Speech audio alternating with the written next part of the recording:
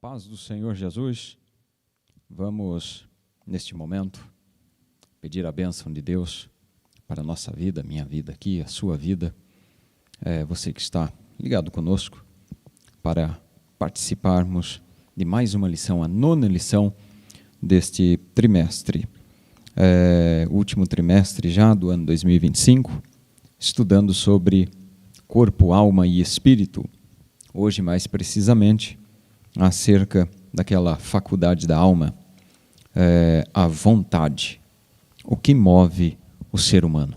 Vamos pedir a bênção de Deus para a nossa vida. Senhor nosso Deus, em o nome de Jesus, estamos aqui, Senhor, reunidos para meditarmos na Tua Palavra. Eu aqui, o meu irmão, a minha irmã, Senhor, em outras partes da cidade, do país, do mundo, enfim, onde estiver, eu peço que o Teu Espírito alcance este coração, estes corações, para sermos edificados pela Tua Palavra. Nos ajude que ao meditarmos nela possamos guardá-la, gravá-la em nosso coração, para não pecarmos contra o Senhor. Fica conosco, Pai, é a minha oração, em nome de Jesus. Amém. O texto áureo da lição de hoje vai falar para nós sobre a forma que devemos andar, registrado lá na carta de Paulo aos Gálatas, capítulo 5, versículo 16. Digo, porém, andai em espírito e não cumprireis a concupiscência da carne. A verdade prática do texto da lição fala para nós que, guiada por Deus, a vontade é uma bênção extraordinária, vital para a experiência, para a existência humana. Vamos para o texto da leitura bíblica em classe, registrada então na carta de Paulo aos Gálatas, capítulo 5, versos 16 a 21, e depois na sequência temos também 2 registros feitos por Tiago, capítulo 1, versos 14 e 15, e depois no capítulo 4, versículos 13 a 17. Estarei fazendo a leitura. Se você tem sua Bíblia em fácil acesso, pegue-a também, abra comigo e acompanhe a leitura, mesmo que seja em uma versão diferenciada. Digo, porém, andai em espírito e não cumprireis a concupiscência da carne, porque a carne cobiça contra o espírito e o espírito contra a carne, e estes opõem-se um ao outro, para que não façais o que quereis. Mas, se sois guiados pelo Espírito, não estáis debaixo da lei. Porque as obras da carne são manifestas, as quais são prostituição, impureza, lascívia, idolatria, feitiçaria, inimizades, porfias, emulações, iras, pelejas, dissensões, heresias, invejas, homicídios, bebedices, glutonarias e coisas semelhantes a estas, acerca das quais vos declaro, como já antes vos disse, que os que cometem tais coisas não herdarão o reino de Deus. Agora a epístola de Tiago, no capítulo 1, versos 14 e 15, mas cada um é tentado quando atraído e engodado pela sua própria concupiscência. Depois, havendo a concupiscência concebido, dá à luz o pecado. E o pecado, sendo consumado, gera a morte. 4 de Tiago, a partir do verso 13. Eia, agora, vós que dizeis, hoje ou amanhã iremos a tal cidade, e lá passaremos um ano, e contrataremos, e ganharemos. Digo-vos que não sabeis o que acontecerá amanhã, porque que é a vossa vida? É um vapor que aparece por um pouco e depois se desvanece. Em lugar do que devíeis dizer, se o Senhor quiser, e se vivermos, faremos isto ou aquilo. Mas agora vos gloriais em vossas presunções. Toda glória tal como esta é maligna. Aquele, pois, que sabe fazer o bem e o não faz, comete pecado. Amém. Aqui a leitura bíblica em classe, discorrendo um pouquinho acerca do que o nosso tema tem de relevante para nós nesse estudo, né? Tendo aqui como palavra-chave o próprio termo vontade, que podemos resumir como uma capacidade dada por Deus para nós termos condições de escolher e de agir. Quando essa vontade, essa nossa vontade, essa faculdade que está dentro de nós é guiada por Deus, torna-se uma poderosa ferramenta para sábias escolhas e também para uma vida cheia de frutos, que vai realmente trazer um resultado positivo para a obra de Deus e para a nossa própria vida, para a nossa própria geração, para a nossa própria família. Quando falamos acerca de vontade, né, estamos aqui finalizando hoje o assunto alma, depois de termos perpassado por algumas lições, ou 5 lições, acerca do item alma, né? Vemos que na primeira lição desse trimestre nós estudamos as 3 partes do homem, o corpo, a alma e o espírito. Foi um resumo, né, dessas 3 partes do homem, que forma aí a integralidade humana. Depois estudamos durante as 3 próximas lições, a 2, a 3 e a 4, sobre o corpo. E iniciando daí na lição 5, até hoje, até a 9, estamos estudando então especificamente as características, as faculdades da alma. E a partir do próximo domingo, estudaremos sobre o espírito. Então, mais especificamente, hoje estamos aqui dando um destaque para a terceira principal faculdade do homem, ou da alma, não é? No domingo anterior e no outro domingo, estudamos sobre as outras 2 faculdades. O intelecto, lá na lição de número 7, né? Estudamos sobre intelecto, que diz respeito ao pensamento. Na lição número 8, no domingo passado, estudamos sobre a sensibilidade, que é a segunda faculdade da alma, né? Ou seja, os sentimentos ou os afetos. E hoje, mais precisamente, sobre essa terceira faculdade, que é a vontade. O que é a vontade? A vontade diz respeito à volição, ou simplesmente a palavra que mais usamos, né, ao desejo, aquilo que desejamos, aquilo que queremos fazer, aquilo que temos vontade de fazer. Então, nosso foco hoje é nessa terceira faculdade da alma, ou nesse terceiro poder da alma, né? Os 3 principais poderes ou faculdades, é a mesma coisa, da alma, que é a vontade. Depois, então, de ter estudado o pensamento, o sentimento, agora vem a vontade, né? A vontade é até citada na Bíblia em algumas passagens, até mesmo no que diz respeito à alimentação. O sábio Salomão mesmo usa a expressão desejo, vontade, no sentido de boca, de alimentação, né? De garganta. E nós vamos dar um foco maior para a vontade, no sentido de desejo, de volição, de fazer realmente algo. Então, pautado nessa parte introdutória, né, nessa breve introdução, quero aqui fazer uma síntese a respeito do nosso estudo, né?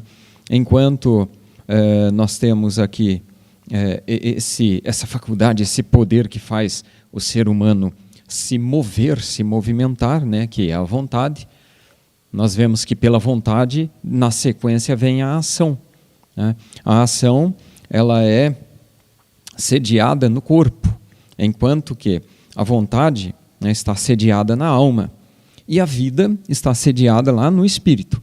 Então aqui nós já vemos, né, essas 3 funções, essas 3 partes que compõem o ser humano na sua integralidade, não é?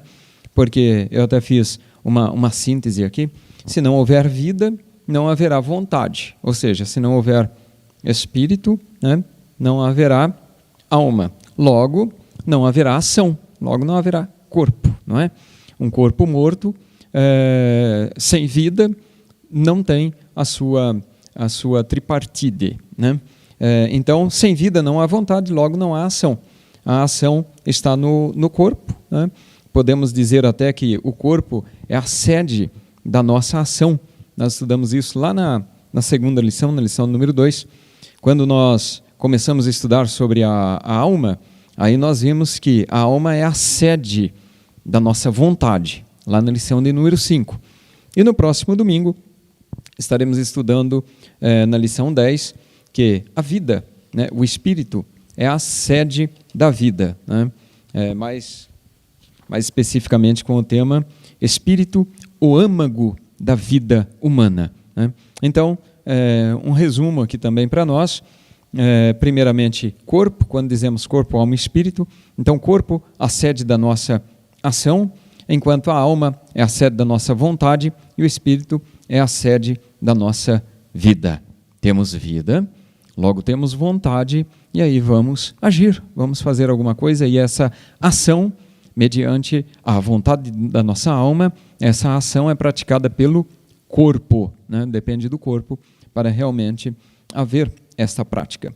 Então, quando focalizamos nesse item, nesta faculdade da alma, vontade, devemos ter um cuidado muito grande com ela, não é?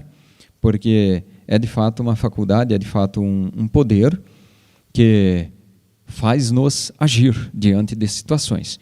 E se ela for guiada por Deus, conforme mencionamos aqui no item palavra-chave, se ela for guiada por Deus, ela torna-se uma poderosa ferramenta para escolhas sábias e uma vida frutífera. Que bênção, né?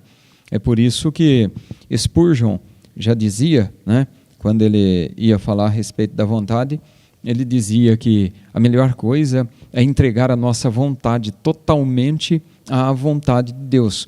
Ou seja, nós mesmos não termos vontade própria, mas termos a vontade de Deus através de nós ou dentro de nós, dentro da nossa alma.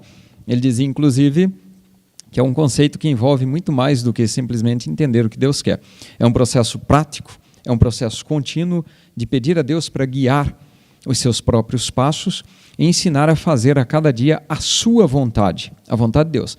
Mesmo quando isso significa abandonar seus próprios desejos e depender totalmente, integralmente de Deus, não é? Não agir pelo meu próprio querer, pelo meu próprio desejo, pela minha própria volição, mas agir segundo a vontade de Deus. Aí nós vemos que Spurgeon está baseado aí totalmente no que Jesus veio fazer, não é? Jesus deixa bem claro, tanto através de suas ações, quanto através das suas respostas.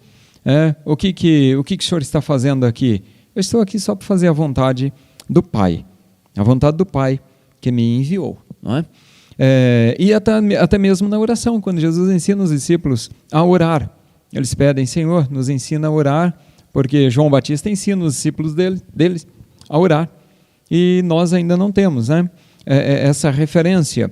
Aí Jesus, lá em Mateus capítulo 6, né, Jesus inicia logo no versículo 9, ensinando a oração do Pai Nosso, de certa forma tão conhecida hoje universalmente, né?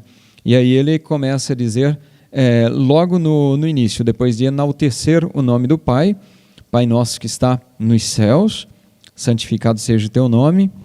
Depois de dizer, venha para nós o teu reino, aí Jesus já coloca essa palavrinha-chave aqui. Seja feita a tua vontade, né? Assim na terra como é no céu.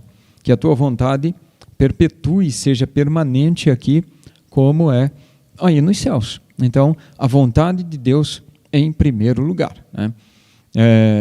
quando nós colocamos este quesito como primordial na nossa vida, nossa vontade deve ser guiada pela vontade de Deus, as coisas vão bem e nós temos uma vida frutífera, temos escolhas sábias, né? Porque Deus realmente sabe o amanhã, Deus vê ali além da curva, né? Conforme meu pai sempre dizia, Deus vê depois da curva, a gente não vê, né? Deus sabe o futuro, o amanhã, e algumas situações que hoje não entendemos, quando nos colocamos ou quando a colocamos na dispensação de Deus para agirmos segundo a vontade de Deus, para que a vontade de Deus seja completa, tudo vai bem, tudo dá certo, porque Ele já sabe o amanhã, mesmo que o hoje seja dificultoso para nós, né? O amanhã será realmente bênção, porque o Senhor conhece o amanhã. E a vontade de Deus, Paulo deixa bem claro, quando ele escreve aos Romanos, lá no capítulo 12, versículo 2, não vos conformeis com este mundo, mas transformai-vos pela renovação do vosso entendimento, para que experimenteis qual seja a boa, agradável e perfeita vontade de Deus. Então, nesse versículo, nesse rápido versículo, vemos aqui Paulo deixando bem claro para a igreja em Roma que a vontade de Deus tem 3 qualidades, é boa, é agradável e é perfeita, né? Então, não tem falhas, né? É excelente e agrada. A vontade de Deus é assim, é completa. Aí vem realmente a prática da perfeição. E muitas vezes não entendemos o querer, o agir, a vontade de Deus para nós agora, porque somos imperfeitos, somos falhos, né? Não temos essas características no nosso corpo, nas nossas ações. Mas quando a nossa alma submete o nosso corpo à vontade do Espírito de Deus, aí as coisas começam a dar certo, aí as coisas começam a fluir bem. Quando nos colocamos, nos subordinamos a essa boa, agradável e perfeita vontade, que é a vontade de Deus, tudo vai bem na nossa vida. Anotei também aqui alguns textos, chave da leitura diária, e quero fazer a leitura deles, para que possamos aqui refletir, ou correr até um pouquinho na Bíblia, acerca do item vontade. Quando a gente olha para 1 Coríntios 7, lá no capítulo 7, no versículo 37, vemos aqui a questão do poder sobre a nossa própria vontade. Paulo diz assim, escrevendo à igreja de Corinto, todavia, o que está firme em seu coração, esse não tem necessidade, mas tem poder sobre sua própria vontade, se resolveu no seu coração manter-se solteiro, faz bem. Olha aqui, então nós vemos o domínio, né? Se consegue controlar a sua própria vontade e colocou isso no coração, então age assim que faz bem, vai ser abençoado por Deus, vai viver integralmente para Deus. Então, o poder sobre sua própria vontade, você conseguir dominar sua própria vontade. No Evangelho de João, nós vemos que Jesus cumpre inteiramente a vontade do Pai. Aí nós marcamos aqui o capítulo 6, os versículos 38 até o 40, conforme da indicação na leitura diária. Jesus dizendo, eu desci do céu, eu vim aqui na terra, não para fazer a minha própria vontade, mas para quê? Para fazer a vontade daquele que me enviou. Ele deixa aqui indicado. Aí ele já vem com a resposta, e a vontade do Pai é esta, ele me enviou e já tem uma vontade pré-estabelecida, e eu vim só para cumprir a vontade dele. Porque se Jesus viesse para fazer sua própria vontade, entendo eu que com a sabedoria que ele tinha, com a forma de agir dele, com o Espírito de Deus na vida dele, se ele fosse fazer a vontade da sua humanidade como homem, Jesus já tinha feito muitas transformações, imagino que até tecnológica na época. Mas ele diz, não, eu vim para fazer a vontade do Pai. E a vontade do Pai é que nenhum de vocês se perca. Olha lá, aquele que o Pai me deu, que nenhum se perca. Mas a vontade dele é que eu o ressuscite no último dia. Aí Jesus vem falar plenamente de espiritualidade, Eu não estou aqui para fazer coisas carnais. Eu não estou aqui para estabelecer reino humano. Eu não estou aqui para ensinar os homens a governarem nesta vida de forma correta, a agir como um governo soberano na terra, como um governo político na terra. Não, eu estou aqui para fazer a vontade do Pai. Aí ainda ele finaliza o texto dizendo assim: e a vontade do Pai é esta: todo aquele que vê o Filho e nele crê, terá a vida eterna. Essa é a vontade de Deus. Que se crê em Jesus, a pessoa tenha a vida eterna. E daí ele fala: e a vontade do Pai é que eu ressuscite, e eu o ressuscitarei no último dia. Então aqui está bem estabelecida a vontade de Deus para o ministério de Jesus. Todo aquele que vê o Filho e crê nele, tenha a vida eterna. Que nenhum de vocês que o Pai me deu se perca. E o Pai quer que eu ressuscite, e eu o ressuscitarei. Jesus já estava sendo bem enfático aqui. Eu vou cumprir o ministério. Eu vou vencer a morte. Eu vou ressuscitar. E eu vou ressuscitar quem crer em mim também. E permanecer firme até o fim. Então Jesus vem com essa missão nobre, soberana, espiritual, poderosa, para realmente reconciliar o homem com Deus na sua espiritualidade. Agora, uma outra referência que nós temos, ainda aqui no Novo Testamento, na primeira epístola de João, no capítulo 2, verso 17, que devemos renunciar à nossa própria vontade. O mundo passa, as suas concupiscências passam também, mas aquele que faz a vontade de Deus, esse permanece para sempre.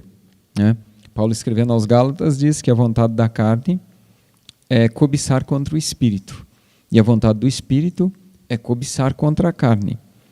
E eles se opõem um ao outro dentro de nós, para que a gente não faça a nossa própria vontade. É uma guerra. E diante desta guerra, João vem e escreve: mas aquele que faz a vontade de Deus permanece para sempre. Por quê? Porque a vontade de Deus, relembrando agora Romanos 12, é boa, é agradável e é perfeita. Então este permanecerá para sempre. Esse será aquele que Jesus ressuscitará. E eu ressuscitarei no último dia, para viver para sempre com o Senhor. Glória a Jesus. Agora, finalizando os textos de referência, nós temos aqui Filipenses capítulo 2, versículo 13, quando Paulo escreve que Deus coloca dentro de nós, Ele tem esse poder de colocar dentro de nós bons desejos, porque Deus é o que opera em vós, tanto o querer como efetuar segundo a sua boa vontade. Aí ele dá ênfase aqui a essa qualidade da vontade de Deus, boa, é segundo a sua boa vontade. Ele coloca dentro de vós, porque o Espírito habita em vós, porque o Espírito habita em nós. Então temos Deus habitando na nossa vida. E quando deixamos nesta guerra entre carne e Espírito, quando nós alimentamos mais o Espírito vai ser mais forte e vai vencer a carne. Agora, quem alimenta mais a carne, aí o Espírito vai ser fraco, vai sempre estar em deficiência. Mas se o Espírito estiver forte, ele sempre vai vencer. E nesta guerra nós teremos aí uma vitória espiritual sobre a nossa vida carnal, sobre o nosso corpo, e a vontade de Deus sendo estabelecida, ela é boa, ela é agradável, ela é perfeita, repetindo então Romanos 12, 2.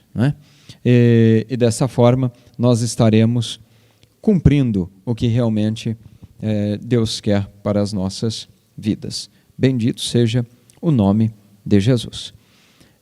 Vamos então para a introdução, para o item 1. Aqui já falando mais um pouquinho acerca desta introdução, acho que só para complementar o que já dissemos até aqui, conforme o comentarista da revista, nosso pastor Silas Queiroz menciona, ele disse assim, que o homem é um ser que pensa, sente e deseja. Ou seja, tem essas 3 faculdades da alma, né?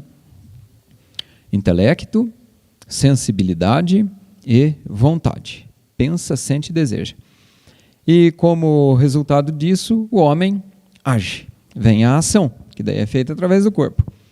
Essas 3 faculdades podem operar de forma distinta e separadamente, né? Sem conexão de uma com a outra, mas também pode fazer parte de um mesmo fenômeno da experiência humana, que é bastante comum. É necessário que entendamos como isso tudo funciona à luz da palavra de Deus. Vemos que a alma, então, conforme eu já disse, né, é a sede dos desejos e ela só pode realmente ser saciada por Deus. Não tem uma outra forma de saciar a alma a não ser por Deus, né? Por isso que muitos têm desejos mirabolantes, né, dos mais variados possíveis, e procuram uma satisfação, procuram preencher o vazio que sentem na alma, dentro, né, com ações, até com vícios, com questões carnais, que Paulo deixa bem claro aqui, com obras da carne, né? Paulo elenca aqui para nós 16 obras diferentes da carne, e não conseguem, por mais que tente satisfazer o seu âmago, a sua alma, não consegue, né? Por isso, muitos vivem correndo atrás da satisfação, da alegria, né? Correndo atrás de preencher este vazio, e não consegue, não vai conseguir mesmo, porque o vazio da alma é preenchido somente pela presença do Espírito de Deus. Somente Deus pode preencher realmente a alma do ser humano, quando o ser humano entrega-se ou entrega a sua vontade, como diz Spurgeon, como dizia, né, Spurgeon, à vontade de Deus. Glória a Jesus. A introdução, então, já falamos aqui um pouquinho sobre. Vamos lá, então, falar um pouquinho sobre motivação e ação, que fazem parte da vontade, né? Fiz um resuminho aqui para nós e vou acompanhar aqui também pela lição. Volição ou vontade é a capacidade que o homem tem para desejar, para agir, para almejar, para escolher, fazer escolhas, e também para ação, né, para agir. Ela pode ser entendida também como motivação, né? Então, a vontade também pode ser entendida como motivação. Se não houver desejo, se não houver vontade, então não haverá motivação, ou seja, não haverá ação, não haverá um motivo para agir, né? Não há motivação e também não tem ação. Daí, nesse conceito, vemos que a manifestação da vontade, mesmo quando fazemos o que originalmente não era a nossa própria vontade, não era o nosso querer, né? Eu fiz, mas eu não queria fazer. Tem isso também, né?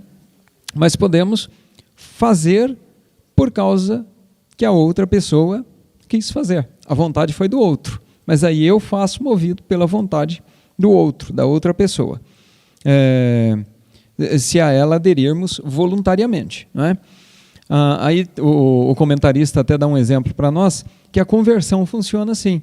Lá em Mateus 16, 24, Jesus deixa bem claro: se alguém quer vir após mim, negue-se a si mesmo. Negue sua própria vontade. Diga não para sua própria vontade. É voluntário. Mas se quiser vir após mim, tem que se negar. Negue sua própria vontade, toma sua cruz e me siga. E siga-me. Aí vai conseguir andar após mim. Vai poder ser um cristão. Vai poder imitar-me. Senão, não tem condição. Não tem jeito. Por que a conversão é um exemplo? Porque depende de arrependimento, não é? E quando tem o arrependimento, é eu olhar para mim mesmo, para a minha própria vontade. Mas a minha vontade era fazer isso. Mas eu não vou fazer, porque eu preciso submetê-la à vontade de Deus. Eu sei que eu próprio não tenho condição de chegar ao céu, mas eu sei que pelo sacrifício de Jesus eu consigo chegar. Então eu vou negar a minha própria vontade, da minha própria carne, as obras da carne, né? E vou seguir a Jesus, tomar a minha cruz, né? E aí eu vou realmente renunciar por minha própria vontade, fazer a minha vontade. Né? Eu vou renunciar à minha vontade, né, por minha própria vontade, para fazer a vontade de Cristo. Olha que maravilha. Né? É o livre-arbítrio em funcionamento. E até como referência, nós podemos citar esse conceito de vontade, utilizando ou relembrando o que está na declaração de fé da nossa igreja, das Assembleias de Deus. Né? Lá na página 114, 115 da declaração de fé, Deus derrama sua graça, porque sem ela o homem não pode entender coisas espirituais, ou seja, foi Deus quem tomou a iniciativa da salvação, conforme Jonas 2,9, do Senhor vem a salvação, agindo em favor das pessoas. Graça é um favor imerecido, não merecíamos. É por meio da graça que Deus capacita o ser humano para que ele responda com fé ao chamado do Evangelho. Romanos 11,6. Se é por graça, já não é por obras, mas de outra maneira, a graça já é graça. Todavia, o homem influenciado pela graça, que habilita a livre escolha, são livres para escolher, por isso a graça divina pode ser resistida. O homem aceita se quiser. Né? João 7,17. Se alguém quiser fazer a vontade dele, pela mesma doutrina, conhecerá se ela é de Deus ou se eu falo de mim mesmo. João dizendo essas palavras. Né? Deus proveu a salvação para todas as pessoas, mas essa salvação aplica-se somente àquelas pessoas que creem. Aí precisa crer. E para crer precisa subordinar a sua vontade à vontade de Deus. Né? Romanos 3,22. A justiça de Deus pela fé em Jesus, para todos e sobre todos aqueles que creem. Se nós não tivermos fé, realmente, nós nem conseguimos agradar a Deus. Sem fé, é impossível agradar a Deus. Nesse sentido, não há conflito nenhum entre a soberania de Deus e a liberdade do homem. O homem escolhe, né? Eu quero esse sacrifício de Jesus em meu lugar. Eu reconheço que eu sou um pobre necessitado e que eu, por mim mesmo, não tenho condições de chegar no céu. Por isso, então, eu submeto a minha vontade, à vontade de Deus, e me arrependo, né, de meus pecados, de minhas ações, e aí vem a justificação de Jesus. Né? Jesus nos justifica diante do Pai. Muito bem, o segundo subitem, vai falar para nós acerca do pensamento. Do pensamento até a ação. Um pensamento pode ser apenas um pensamento isolado, né? Mas também pode ser um pensamento que traga um resultado, né? Pode ser apenas um pensamento sem relação alguma com sentimento ou com algum desejo, né? Conforme nós mencionamos aí, isolado, ou pode ser completo, né? O pensamento completo é quando a pessoa pensa, sente, deseja e daí age. Né? Temos até um exemplo aqui do que aconteceu com Eva. Podemos, por exemplo, pensar numa viagem e isso nos trazer uma emoção. Né? Pensei só. Agora, quando eu sinto, eu lembrei de uma viagem, como foi boa, eu queria repetir. Né? Aí vem o desejo. Aí eu vou lá e faço a reserva, compro a passagem e vou novamente fazer aquela viagem. Aí eu estou agindo. Aí é um pensamento completo, não é simplesmente um pensamento isolado. Né? Então, do pensamento até a ação tem esse caminho. Eva, quando foi enganada, ela refletiu sobre o fruto, porque a serpente falou para ela sobre o fruto. Né? A serpente ficou ali conversando com ela, vendo a mulher que a árvore era boa para se alimentar dela, era agradável aos olhos, e era uma árvore desejável para dar entendimento. Olha lá, a serpente discorreu, falou sobre as qualidades da árvore, do fruto, desafiou Deus, falou que Deus era mentiroso, não é? Porque ela já veio com aquela conversa de que o que Deus falou que se comer vai morrer. Não, vai morrer não. No nosso linguajar aqui hoje, é mentira de Deus, né? O pai da mentira está ali, né? E o pai da mentira entende todos como mentiroso, né? Ele quer colocar a qualidade dele nos outros também.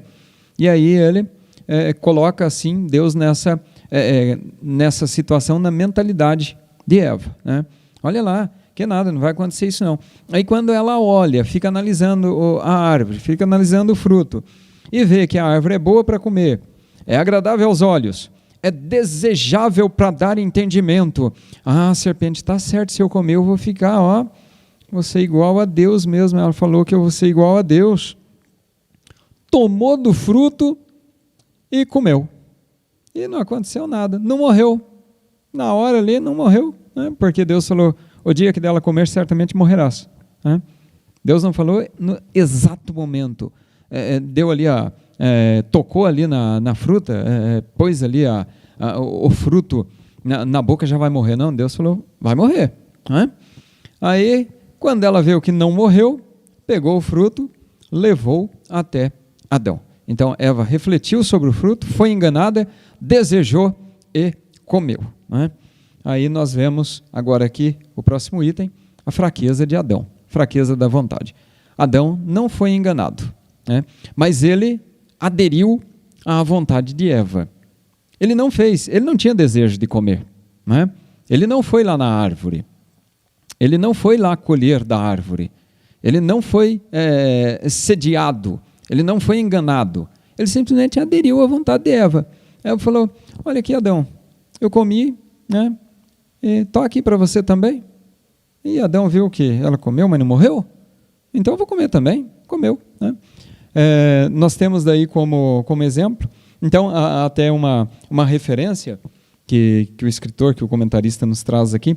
Adão pecou sem ser enganado. Né? Aliás, a orientação de Deus era para Adão, a fala de Deus era para Adão. Deus tinha falado com Adão acerca da árvore. Né? E Adão havia comentado com Eva, Deus deu ordem para não comer. Né?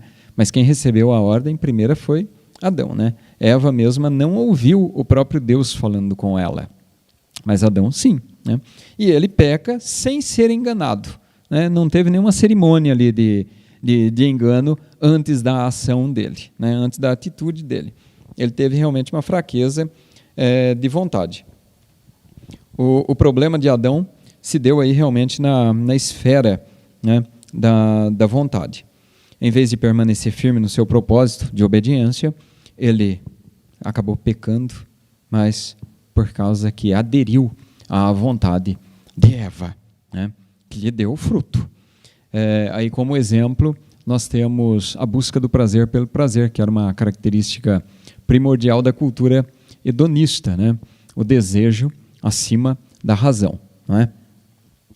Essa característica trazia aí, o prazer como um objetivo supremo da vida. Então, essa referência, esse exemplo que nos é dado, de fato mostra a fraqueza da vontade do homem, como a vontade do homem é fraca. Por isso que é melhor submetê-la à vontade de Deus, que é boa, perfeita e agradável. E não há espaço, né, para que a sua própria vontade prevaleça. Finalizando, então, o nosso primeiro tópico, nós temos a sinopse. A vontade é a capacidade humana de desejar e de agir, sendo influenciada por pensamentos, sentimentos e daí decisões espirituais. E quando são decisões espirituais submetidas realmente à boa vontade de Deus, tudo dá certo, não é? Tudo dá certo. O próximo tópico, então, tópico 2, vamos falar sobre o passo dos desejos, né? Da escravidão até a redenção. Vamos relembrar um pouquinho acerca da experiência do povo de Deus, do povo de Israel, lá no deserto. O povo de Israel torna-se escravo dos seus desejos enquanto está peregrinando no deserto.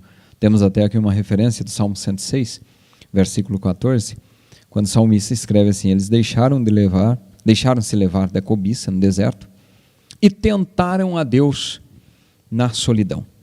Deus satisfez os desejos deles, mas fez definhar a sua alma.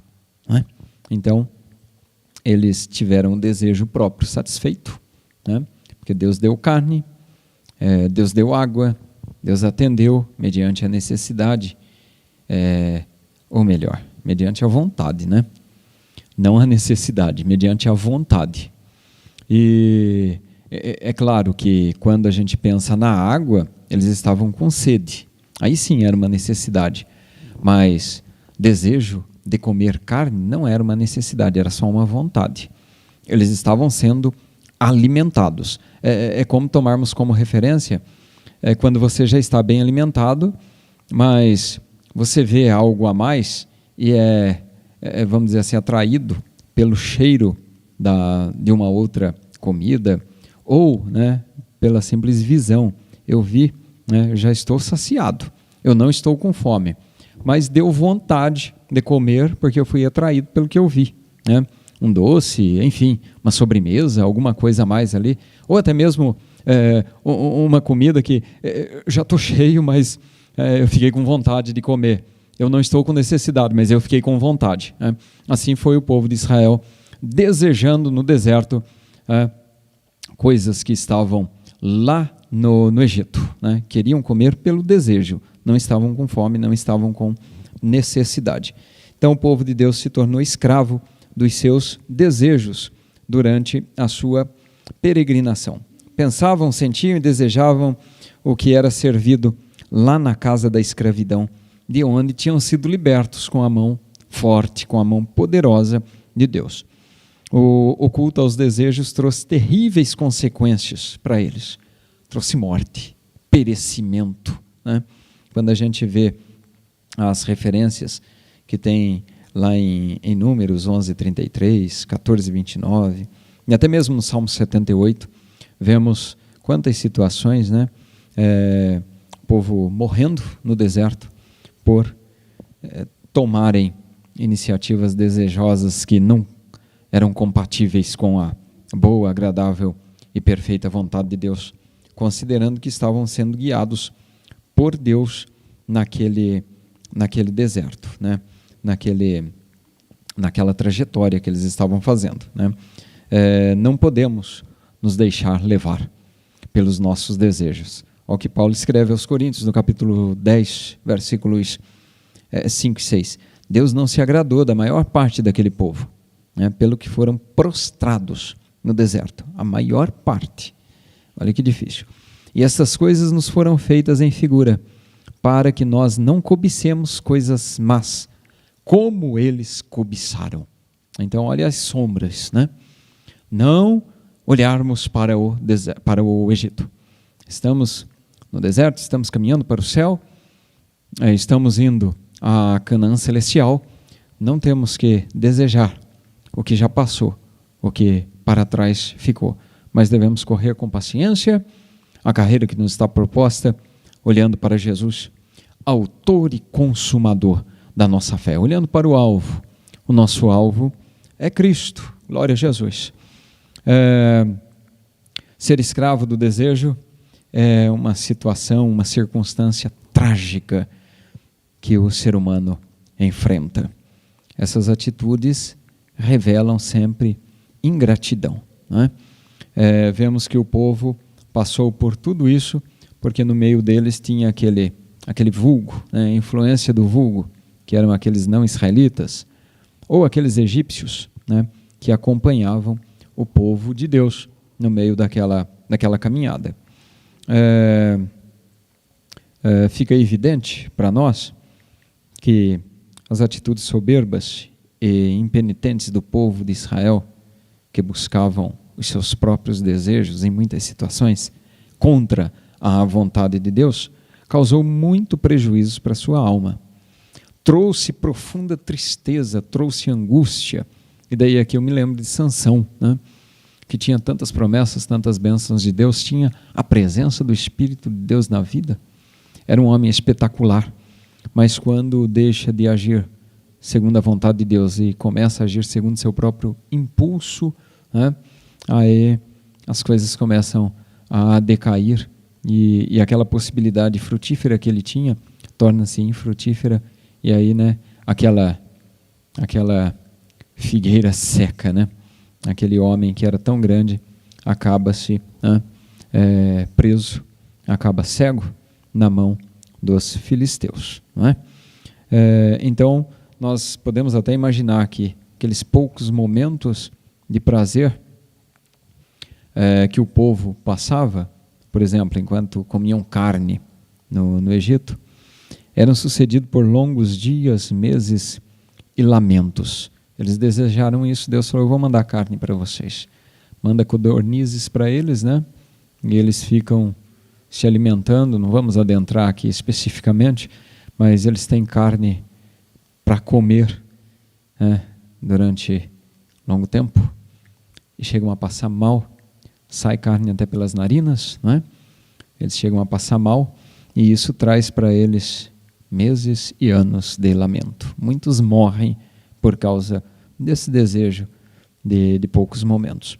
O culto aos desejos trouxe terríveis consequências, trouxe perecimento e trouxe morte no deserto. E Paulo, então, adverte-nos que devemos renunciar aos desejos da vida carnal do nosso corpo para termos uma vida espiritual saudável. Foi o que nós lemos aqui em 1 Coríntios 10, 5 e 6. Próximo subitem, o 2, vai falar para nós sobre os desejos na era cristã, os desejos hoje, como continuam os desejos hoje, né? Quando pensamos na nossa era, nós podemos ver e entender bem, né, que as coisas continuam, né, da mesma forma, com as mesmas dificuldades. O tempo passou, os anos passaram, né, e se nós não tomarmos cuidado, a gente é pego nessas situações da mesma forma como o povo de Israel o foi lá no passado. O drama continua, mas nós temos um diferencial hoje. Cristo venceu o pecado e Ele dá poder para nós vencermos também. Enquanto estamos na carne, devemos tomar muito cuidado, vigiar. Paulo, escrevendo aos Gálatas, ele deixa isso bem claro para nós. Olha lá nos versículos 17, eu vou ler o 16 também, 16, 17 e 18, Gálatas 5, né? Repetir, na verdade, o texto da leitura bíblica em classe, mas eu vou repetir na NAA. Diz assim: digo, porém, o seguinte: vivam no Espírito e vocês jamais satisfarão os desejos da carne.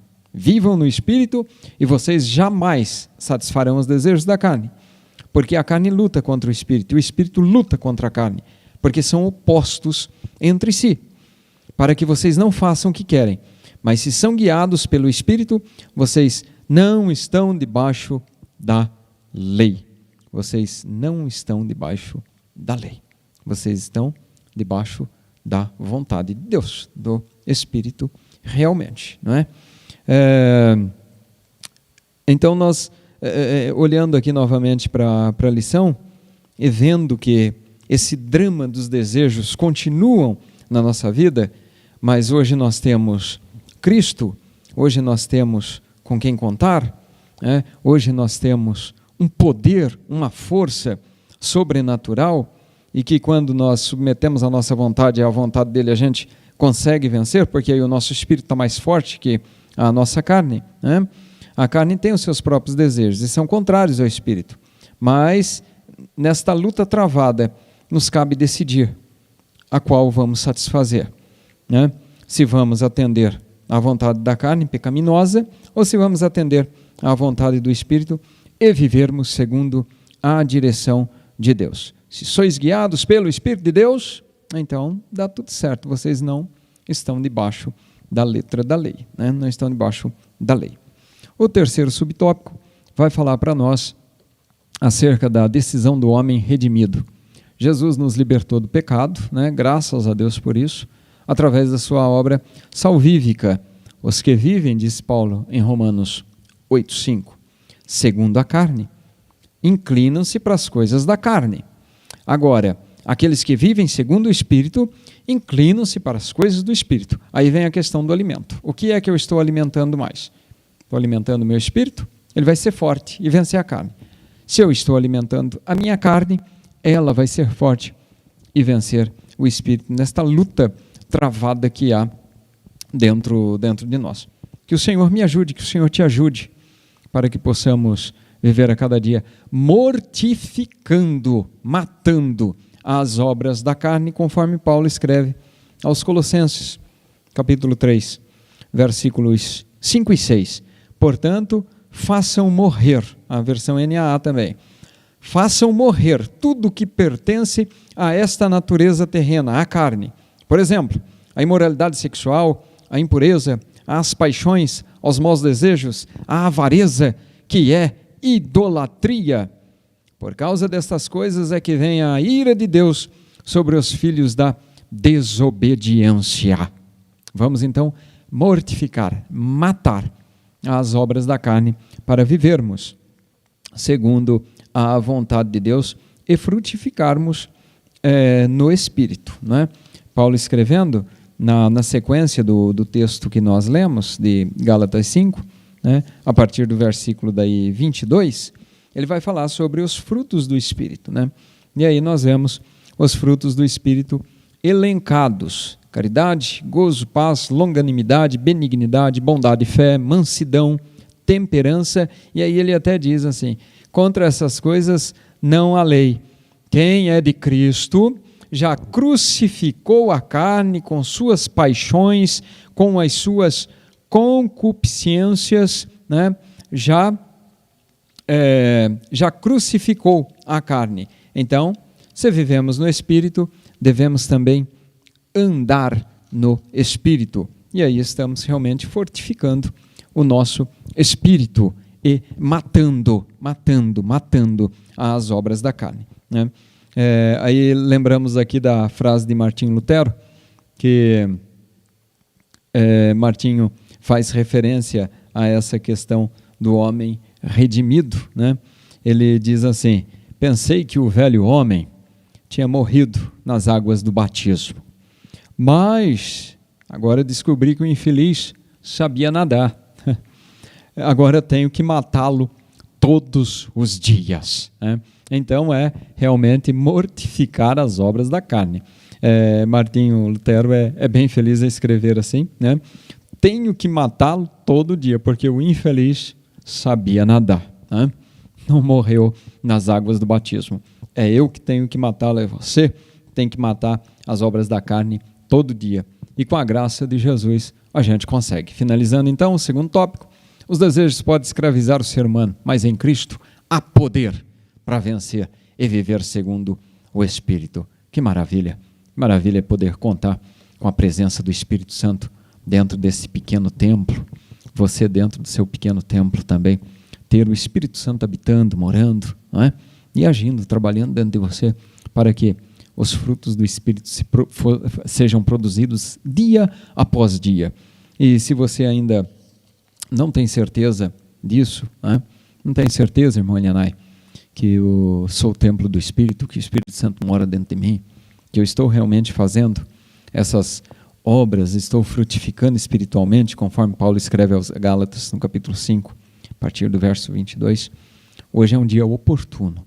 Você pode receber Jesus na tua vida e ser morada do Espírito Santo. Abra teu coração para Jesus e Ele com certeza fará morada, perdoará os teus pecados, te dará paz, dará alegria. Submeta-se à sua vontade, submeta a sua vontade à vontade de Deus, que é boa, agradável e perfeita, e você vai ver, você vai frutificar para Deus, você vai ter uma vida próspera, abençoada, você vai ser agraciado a cada dia pelo Senhor, tá?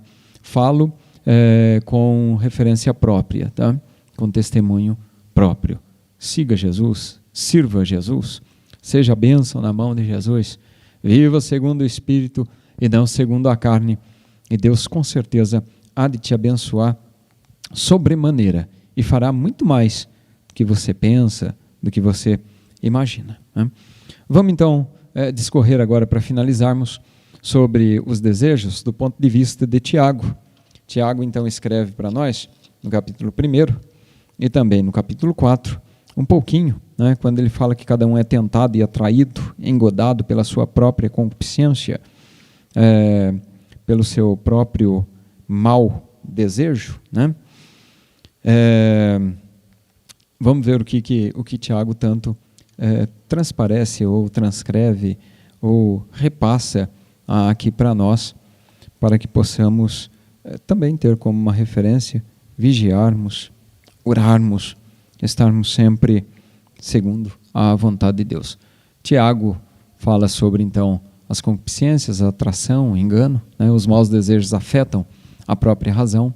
A mente é entorpecida depois que o desejo é aguçado. Então, o desejo aguça, aí a mente fica entorpecida. Aí vem a ruína, né? Mas tem como interromper esse ciclo. Tem como fazer alguma coisa com a força, com a graça de Deus, com a presença de Deus, submetendo a nossa vontade à vontade do Senhor, né? Então, falando em atração e engano, Tiago nos legou um dos textos mais claros e contundentes a respeito do processo de atração do pecado, em decorrência dos maus desejos da carne. A tentação vem de nossos próprios desejos, que nos seduzem e nos arrastam. Esses desejos dão a luz ao pecado. Quando o pecado se desenvolve plenamente, gera morte, né? Essa descrição é de Tiago 1, 14 e 15, na nova versão transformadora. Há uma outra versão bíblica. Fica bem claro para nós. Vou até repetir. A tentação vem de nossos próprios desejos, que nos seduzem e nos arrastam. Esses desejos dão a luz ao pecado. E quando o pecado se desenvolve plenamente, gera a morte, né? Em primeiro lugar, vemos que a tentação só tem efeito porque tem desejo, e desejo de pecado. Em segundo lugar, tem um processo que começa assim, sutil, sedutor, né? E ele vai fortalecendo-se dia a dia, a ponto de arrastar o homem para ser concretizado. Aí vem a questão do poder da vontade. A faculdade da vontade é retratada como um elemento de comunicação interna com o ser humano, com capacidade de atrair e enganar o ser humano, né? É uma força interior assustadora, né? Não pode ser subestimada. Não. Tem que ser vigiada, não pode ser subestimada. É dizer, não é nada. Não, é assim, tem que tomar cuidado. Por isso Paulo recomenda aos Tessalonicenses e fala sobre evitar o mal, né? Lá em 1 Tessalonicenses 5, 22. Uma outra observação, vamos até ler aqui, 1 Tessalonicenses 5, 22, Paulo diz assim, abstende-vos de toda aparência do mal. Cuidado. Não tem problema? Tem sim. Cuidado, abstenha-se. É só uma aparência. Abstenha-se da aparência do mal. É bíblico, é recomendação. Uma terceira observação está voltada ao fato de que não é possível racionalizar os desejos. Os desejos têm um terrível potencial para atrair e para enganar. O termo grego que Tiago usa aqui é deleazo, tem sentido de atrair como uma isca, né? O que demonstra sedução e engano. E a consumação realiza-se daí pela força, né? Aí vem a força. Esse é o sentimento de arrastar, presente em várias versões, né, bíblicas. Nessa nova versão transformadora que eu li, eles nos seduzem e nos arrastam. Isto tudo tem a ver com desejo, né? E quando fala-se de isca, é como o pescador profissional, né? Eu não sou, né? Mas quem sabe bem que para ele preparar ali o espaço ou o local para pesca, né? Chega ali um tempo antes ou até no dia anterior, joga ali algumas iscas, joga ali algum alimento e os peixes vêm, né? E ficam ali rodeando e esperando que depois tenha mais alimento. E daí na segunda vez vem a isca, né?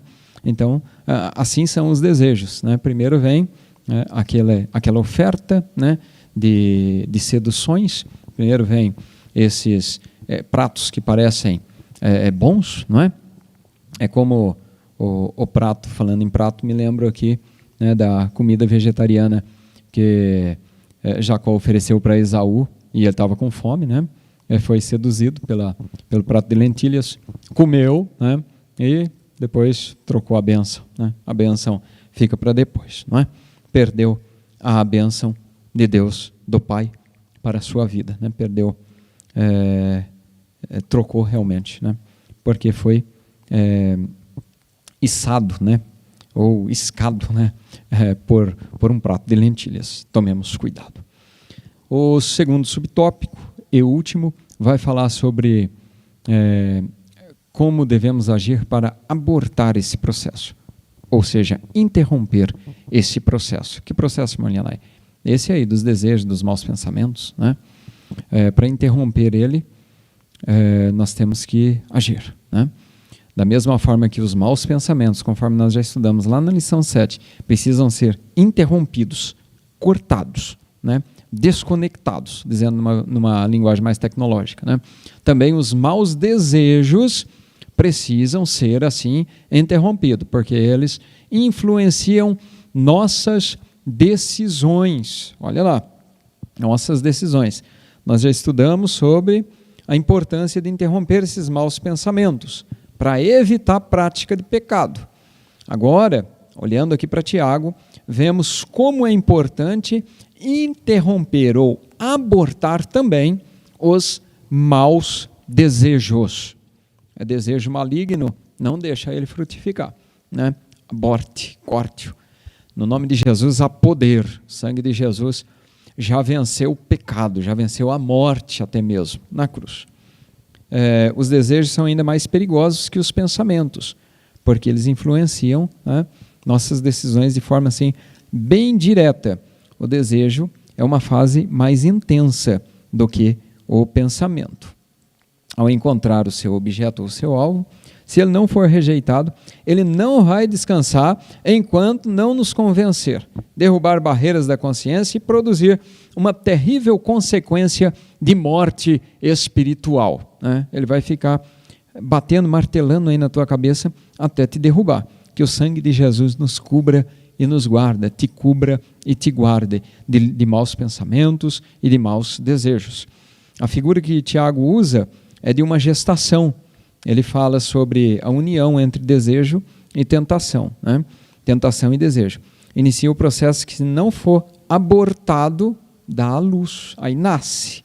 Nasce o quê? O pecado, né? O nefasto pecado, nos diz o pastor Silas Queiroz, comentarista. Depois de haver a concupiscência concebido, dá à luz para o pecado.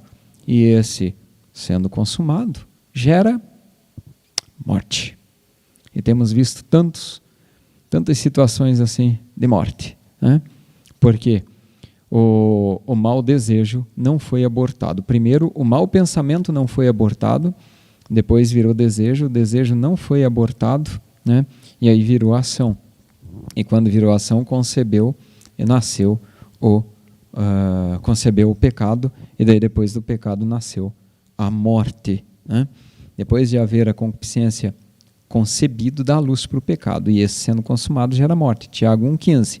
Não podemos deixar que o desejo desenvolva-se até tornar-se um pecado praticado. Toda vontade pecaminosa precisa ser rejeitada enquanto ainda está no coração. Que o Senhor nos livre. Vamos ler então para finalizar Mateus 6, verso 13. Foi a oração de Jesus, né? A própria oração do Pai Nosso, né? O versículo 13, não nos induza à tentação, mas livra-nos do mal. Olha aí, livra-nos do mal. Quando oramos o Pai Nosso e meditamos nos detalhes dele, nós vemos a profundidade, né? Aí Jesus mesmo diz em Mateus 26, 41, vigiai e orai, para que não entreis em tentação, porque na verdade o Espírito está sempre pronto, mas a carne é fraca. Não acha que você é forte o suficiente, super-herói, super-homem, super-mulher, mulher maravilha. Não somos. Nós somos dependentes da graça de Deus a todo momento e precisamos mortificar as obras do corpo para que o Espírito se fortaleça e os frutos dele sejam produzidos em nós. Tiago revela como os maus desejos geram pecado e alerta sobre a necessidade de vigiarmos e termos domínio próprio. Concluindo, então, a vontade é uma das faculdades essenciais para a nossa existência, é um dos poderes da nossa alma, né? Quando guiada por Deus, é uma grande bênção, conforme eu já disse lá no início, não é? É uma grande bênção para nos levar às pequenas e também a grandes realizações. Que Deus te abençoe em Cristo, Deus abençoe a tua vida, a tua casa, a tua família, e seja firme e constante, sempre abundante na obra do Senhor, sabendo que o teu trabalho, o meu trabalho, o nosso trabalho, não é vão no Senhor. Você é nosso convidado para participar do culto, e hoje à noite, na nossa igreja sede, e em todas as nossas congregações, aqui em Rio Claro e na região. Deus abençoe. Quero orar com você, para que o Senhor te abençoe e te dê a sua paz e te encha do Espírito Santo. Senhor, Pai do céu, em nome de Jesus, abençoa o meu irmão, a minha irmã, que está nesse momento orando comigo, Senhor. Estende a tua boa mão e dá do teu Espírito. Abençoa, Senhor, para que ele e ela, nós possamos vencer, mortificar as obras da carne, vencer as obras da carne e nos fortalecermos no Espírito em nome de Jesus, para que os frutos do Espírito sejam produzidos a cada dia em nós e vivamos uma vida segundo a tua boa, agradável e perfeita vontade. Pai, eu oro em nome de Jesus. Amém. Deus te abençoe em nome de Jesus.